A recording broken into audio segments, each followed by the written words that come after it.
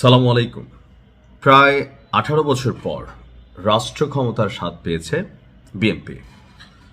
এখন বিএনপি ক্ষমতায় যাবার পর গতকালকে থেকে নানান আলোচনা আছে, মন্ত্রিপরিষদ গঠিত হচ্ছে, অনেকের নাম আলোচনায় আছে। তবে একটা সরকারের মধ্যে দুইটি প্রধান পদ থাকে, একটা হচ্ছে প্রধানমন্ত্রী পদ আর একটা হচ্ছে রাষ্ট্রপতি পদ। তো আওয়ামী লীগ বলেন বিএনপি বলেন খুবই সচরাচর দেখা যায় যে নিজ দলের বাহিরে গিয়ে এমন গুরুত্বপূর্ণ পদ অর্থাৎ রাষ্ট্রপতি এই ধরনের একটা পদের মধ্যে কাউকে বসান। অতীতে আপনার রাষ্ট্রপতি কি বলা হয় যে শাহাবুদ্দিন চৌধুরী, আমাদের যে চুপ্পু সাহেব আছেন তিনি না, এর আগে যিনি ছিলেন বিএনপির সময় সম্ভবত ওনাকে করা হয়েছিল। তো এইবারও কি আসলে এরকম কোনো ব্যতিক্রম কিছু দেখতে পাচ্ছি আমরা? কেন এতগুলো কথা বললাম? রাষ্ট্রপতি পদ নিয়ে 4 জন ব্যক্তির নাম আলোচনায়, এর মধ্যে 3 জন হচ্ছেন দলটির প্রবীণ নেতা আর একজন হচ্ছে অরাজনৈতিক একজন। বুঝতে পারছেন, ক্যাপশন দেখে বা টাইটেল দেখে বুঝেই গেছেন যে এই একজন হচ্ছে অন্তর্বর্তীকালীন সরকারের যিনি প্রধান উপদেষ্টা ছিলেন ডক্টর মোহাম্মদ ইউনুস। এখন এটাও একটা পলিটিক্স, তবে শুধুমাত্র কি ইউনুসের নাম এসেছে? না, দলটির স্থায়ী কমিটির সদস্য নজরুল ইসলাম খান এবং অন্তর্বর্তী সরকারের প্রধান উপদেষ্টা প্রফেসর ডক্টর মোহাম্মদ ইউনুস রাষ্ট্রপতির পদে আপনার সবচেয়ে বেশি আলোচনায় রয়েছেন। অর্থাৎ বিএনপির যিনি স্থায়ী কমিটির সদস্য নজরুল ইসলাম খান, উনিও রাষ্ট্রপতি পদে আলোচিত হচ্ছেন, পাশাপাশি ডক্টর ইউনুসও একই পদে আলোচনায় আছেন সর্বোচ্চ লেভেলে।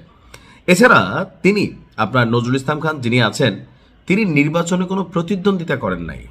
তো এবার আপনারা জানেন যে উচ্চকক্ষ নিম্নকক্ষ যে দ্বিপাক্ষিক বা দ্বিকক্ষ বিশিষ্ট যে পার্লামেন্টারি সিস্টেম, তো সেইখানে এবার এই ব্যতিক্রমতার সুযোগ আছে।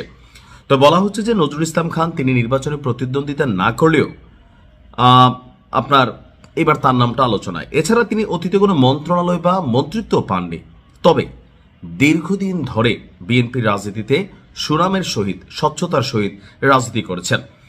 আর ব্যক্তি জীবনে ওনার যে ক্যারিয়ার, সেখানে একমাত্র কুয়েতে তিনি রাষ্ট্রদূতের একটা দায়িত্ব পালন করেছেন। এই ব্যতিক্রমিক কর্মজীবন এবং অভিজ্ঞতাই তাকে পারদর্শী হিসেবে বিবেচিত করছে রাষ্ট্রপতি পদে। জিয়া পরিবারের বিশ্বস্ত এই প্রবীণ নেতাকে রাষ্ট্রপতি পদ দিয়ে সেই বিশ্বস্ততার পুরস্কার হিসাবে সম্মানিত করার আলোচনার মধ্যে নজরুল ইসলাম খান শীর্ষে আছেন। দলীয় সূত্রটি বলছে তার দীর্ঘদিনের অবদান এবং নেতৃত্ব বিএনপির অভিজ্ঞতার ভারসাম্য রক্ষায় গুরুত্বপূর্ণ ভূমিকা পালন করবে। অপরদিকে ডক্টর ইউনুস, তাকেও রাষ্ট্রপতি পদে রাখা নিয়ে ব্যাপক আলোচনা চলছে। তিনি গত 3 নির্বাচনে বিএনপি ক্ষমতায় এলে রাষ্ট্রপতি হতে পারেন এমন আলোচনাটা আগেই ছিল, আর এবার তো ক্ষমতায় চলে আসছে। এরপরে যিনি আছেন বিএনপির দুঃসময়ে যিনি সবচেয়ে বেশি কর্মকাণ্ড করেছেন মির্জা ফখরুল ইসলাম আলমগীর এবং দলটির স্থায়ী কমিটির সদস্য ডক্টর আব্দুল মঈন খানের নামও রাষ্ট্রপতি পদে রয়েছে।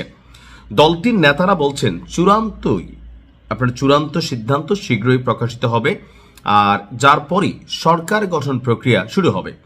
অন্যদিকে ঢাকা বিশ্ববিদ্যালয়ের সাবেক উপাচার্য ডক্টর আনোয়ারুল্লাহ চৌধুরী এবং বিশ্ববিদ্যালয়টির অবসরপ্রাপ্ত অধ্যাপক ডক্টর নুরুল আমিন ব্যাপারীর নামও আলোচনায় রয়েছে। তবে আমার প্রেডিকশন বলছে ডক্টর ইউনুসকে বিএনপি রাষ্ট্রপতি করবে না, এটা আমার প্রেডিকশন। এখানে আসছে ওনার নাম নাম্বার 2 এ আছে। তো আমার প্রেডিকশনটা কোথায়? আমার প্রেডিকশনটা হচ্ছে যে ডক্টর ইউনুস সম্পর্কে বিএনপির নেতাকর্মীরা ভালো করে জানে যে তিনি এনসিপি ঘেঁষা বা এনসিপির স্রষ্টা। আবার কেউ কেউ বলে থাকেন বিএনপি বরাবরই অভিযোগ করতো একটা সময় পর্যন্ত যে জামাত ঘেঁষা, জামাত বলতো তিনি বিএনপি ঘেঁষা। তো এই সকল পয়েন্ট অফ ভিউতে অথবা তিনি দীর্ঘদিন দলটি একটা রাষ্ট্রের প্রধান উপদেষ্টা ছিলেন, সো সেইখান থেকে প্রশাসনিক সেটআপমেন্ট অনেক কিছুই ওনার কন্ট্রোলে এখন কিছুটা চলে আসছে।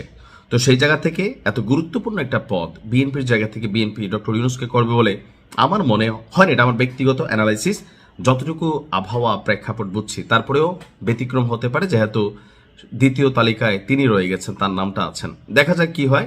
তবে আমি মনে করি নজরুল ইসলাম খানকে একজন বিচক্ষণ, স্বচ্ছ, ভালো মানুষ, রাজনীতিবিদ, এটা ওনাকে দেওয়া যায়। ভালো থাকুন। আসসালামু আলাইকুম।